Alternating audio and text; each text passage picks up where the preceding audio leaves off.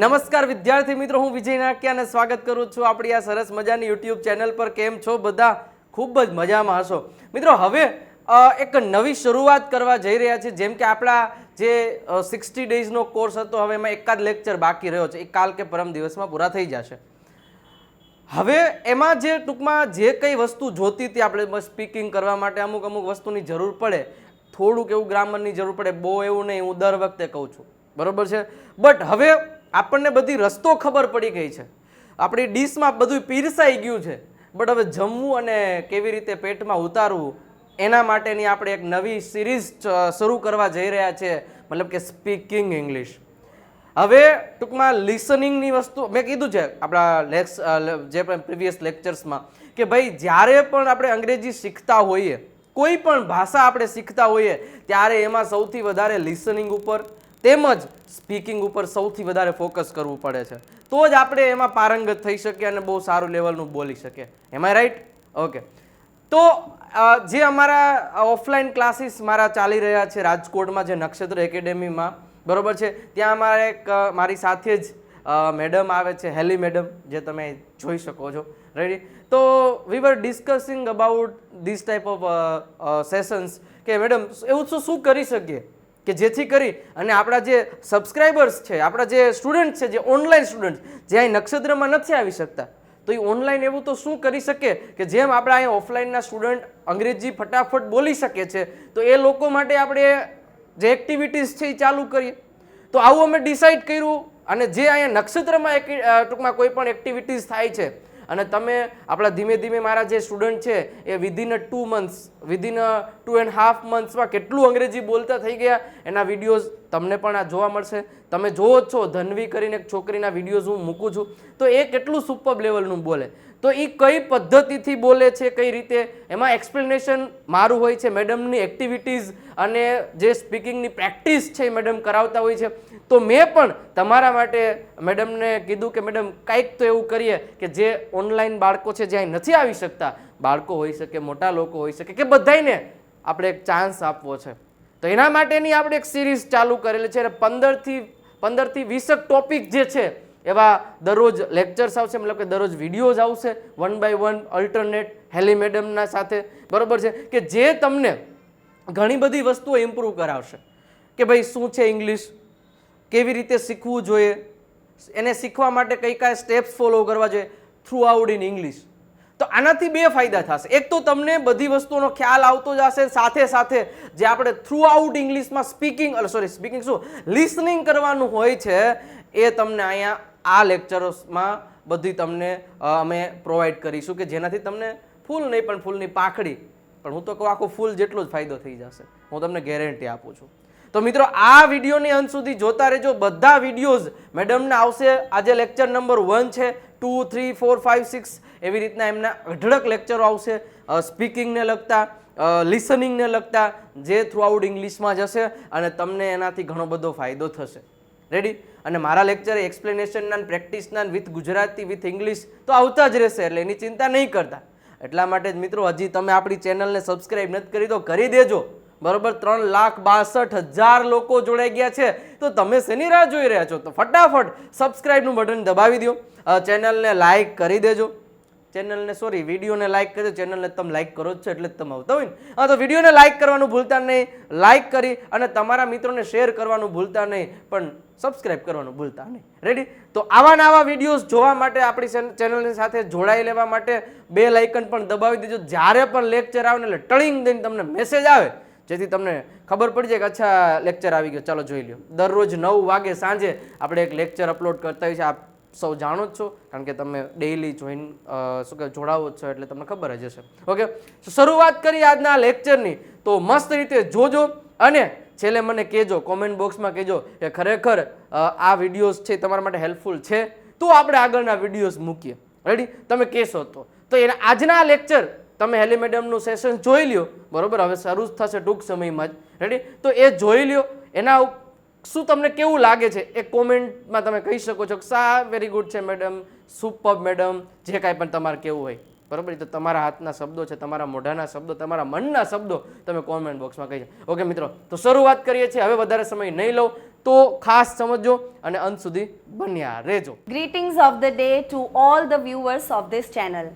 I, Haley Oza, I am an English educator.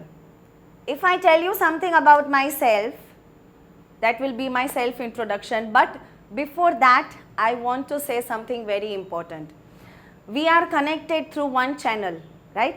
And that channel, the sir started with the concept of making all the viewers learn and speak English in easy manner. So when he was trying a lot of things, we happened to meet one day, and that time gradually taking the classes, doing the work together, he came with an idea that why don't we do something where the beginners can also learn English in easy way and they can speak faster and fluent. Only speaking is also not a criteria.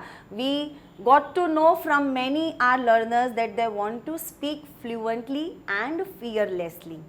So me and sir, especially Vijay sir, thought that let us help every person who is watching this video that they can understand English, they can also get an idea of how to speak English, that to correct English, and another thing is with whom to speak in English. So these are the 3-4 points we pondered a lot, and we came to the conclusion that yes, we will make step by step certain videos which is explaining the viewers about how, when, what and why to speak English language. Okay, now coming to my self introduction part. I, Haley Oza, I started my career in 2007 in Jamnagar city with Reliance Company School. There I worked for 7 years. After that I had been shifting to SR Company School. There also I served for another 7 years. Then it happened that Corona was the time where we have seen many unpredictable situations and a lot of things this pandemic has shown us. So this was the era where I got a hint to start online spoken English classes, and sir was running offline academy. So we collaborated, and then the classes started growing, the learners started joining, many of the learners started speaking fluently. But for that, of course, whenever you want to do something, there are certain tips and tricks to be followed. So here also we will give you 10 easy tips where you can speak English fluently and fearlessly with anyone, anytime. Now coming to the very first question, very important. We are here connected for English, so we will question ourselves first. What is English? Very important question. We all need to think on it. What is English? So English, English, right? It's just a 7-letter word. But I would say this 7-letter word is used in most of the 7 continents of the world, right? So this is a language. English is a language. Now what is language? When English is a language, what is language? Language is a medium to express your thoughts, to exchange your ideas, to share your views to other people. For that we use language. Everybody uses language, be it Hindi, English, Gujarati, Marathi, XYZ. There are so many languages which people speak in our country. But ultimately the language is used to express yourselves. So when here we are talking about English, what is English? So it is very important to understand some basic things, like English has how many letters? Okay, there are 26 letters. Out of that, how many are consonants? How many are vowels? So there are 21 consonants. There are 5 vowels. These are the basic things most of us know. But yes, let me tell you, many of us don't know this even. So we should know this. Now, when we say that there are 26 letters in English language, so what to do with these letters?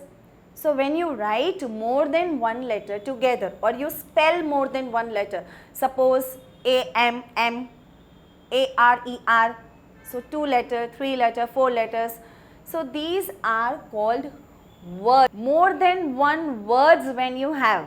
For an example, happy child, healthy and cute baby, green, yellow and blue color. So what's this? These are the group of words. So group of words are called phrase. Group of words are called phrase. And when you use the phrases in a proper way, for an example, he is sitting on a chair. She has blue, yellow and green color clothes. So the first letter will be capital, at the end there is a full stop, then it comes in sentence.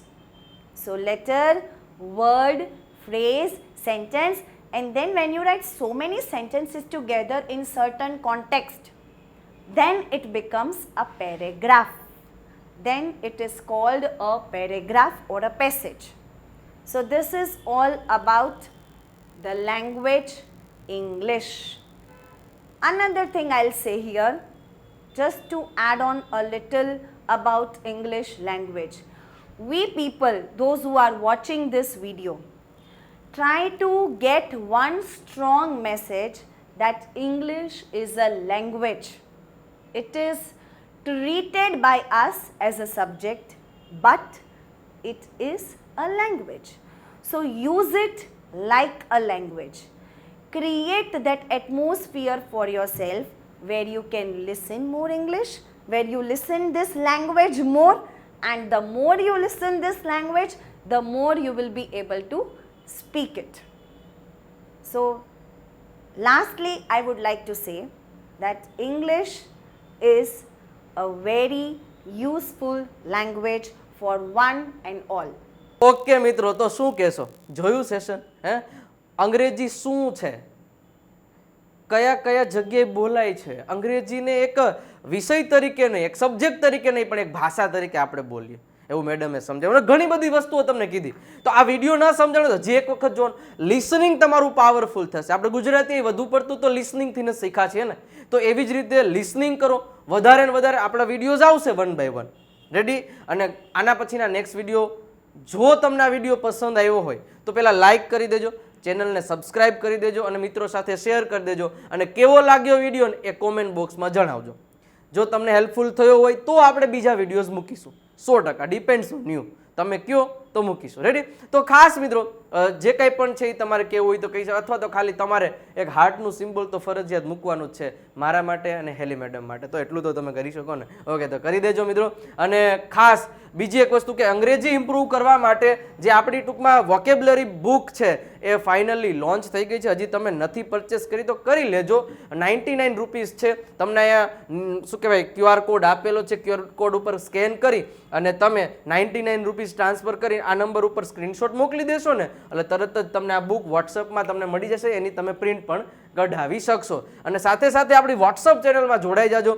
આ number આપેલા છે એ number ઉપર message કરશો એટલે link આવશે. Link ઉપરથી click કરીને ફોલોનું button દબાવી દેજો એટલે તમને બધી ઇન્ફોર્મેશન મળતી રહેશે. તો કેવો લાગ્યો વિડીયો એ જરીક પાછો એક વખત યાદ ન રહ્યું તો કહી દઉં છું, કરી દેજો. ઓકે? અને અંગ્રેજી શીખવા માટે, બોલવા માટે શબ્દ ભંડોળ ખૂબ જ જરૂરી છે.